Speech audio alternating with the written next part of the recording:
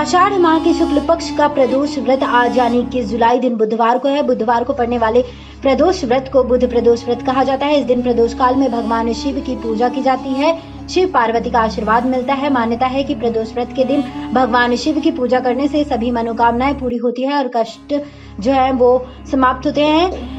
शिव पार्वती का आशीर्वाद मिलता है। यूं तो प्रत्येक माह 2 प्रदोष व्रत रखे जाते हैं और पूरे वर्ष में कुल 24 प्रदोष व्रत पड़ते हैं। धार्मिक मान्यताओं के अनुसार प्रदोष व्रत के दिन विधि विधान से पूजा करने से सुख समृद्धि की प्राप्ति होने के साथ शादी विवाह इत्यादि संबंधित अड़चने भी दूर होती हैं। प्रदोष में क्या नहीं करना चाहिए बता दें आपको। प्रदोष काल में भगवान शिव की पूजा करने के बाद ही भोजन ग्रहण करना चाहिए। प्रदोष व्रत में अन्य नमक मिर्च इत्यादि का सेवन नहीं करना चाहिए। व्रत के समय एक बार ही फलाहार ग्रहण करना चाहिए। शिव पार्वती की पूजा करें, शिव पार्वती का आशीर्वाद मिलता है। प्रदोष व्रत की पूजा विधि की बात की जाए तो बता दें आपको, स्नान इत्यादि के बाद भगवान शिव का अभिषेक करें। पंचामृत का पूजा में इस्तेमाल करना चाहिए। भगवान शिव की धूप व दीपक से आरती करें। महादेव को भोग लगाएं। प्रदोष व्रत का संकल्प लें। प्रदोष व्रत के दिन व्रत व नियमों का पूरे दिन पालन करें। शाम को महादेव की पूजा करने के बाद आरती उतारें। अगले दिन व्रत का पारण करें। शाम को महादेव की पूजा करने के बाद आरती उतारें। अगले दिन व्रत का पारण करें।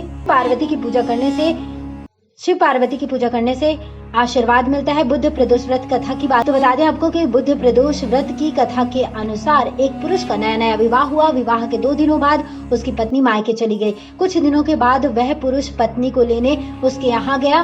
बुधवार को जब वह पत्नी के साथ लौटने लगा तो ससुराल पक्ष ने उसे रोकने का प्रयत्न किया कि विदाई के लिए बुधवार अच्छा नहीं होता, लेकिन वह नहीं माना और पत्नी के साथ चल पड़ा। नगर के बाहर पहुँचने पर पत्नी को प्यास लगी। पुरुष उसके लिए पानी की तलाश में एक पात्र लेकर चल पड़ा। पत्नी एक पेड़ के नीचे बैठ गई। थोड़ी देर बाद पुरुष पानी लेकर वापस लौटा। तब उसने देखा कि उसकी पत्नी किसी के साथ हंस कर बातें कर रही है। जो उसने पात्र में पानी रखा है उसे पी रही है। उसको क्रोध आ गया। वह निकट पहुंचा तो उसके आश्चर्य का कोई ठिकाना न रहा, क्योंकि उस आदमी की सूरत उसी की भांति। पत्नी भी सोच में पड़ गई। दोनों पुरुष झगड़ने लगे। भीड़ इकट्ठा हो गई। वह निकट पहुंचा तो उसके आश्चर्य का कोई ठिकाना न रहा, क्योंकि उस आदमी की सूरत उसी की भांति। पत्नी भी सोच में पड़ गई। हमशक्ल आदमियों को देख वे भी आश्चर्य में पड़ गए।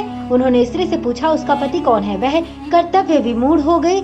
तब वह पुरुष शंकर भगवान से प्रार्थना करने लगा, हे भगवान, हमारी रक्षा करें। मुझसे बड़ी भूल हुई कि मैंने सास ससुर की बात नहीं मानी और बुधवार को पत्नी को विदा कर लिया।